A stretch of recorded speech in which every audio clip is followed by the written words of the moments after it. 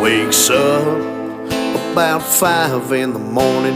He makes his lunch and then he gets going for a long day on the pipeline in the burning sun.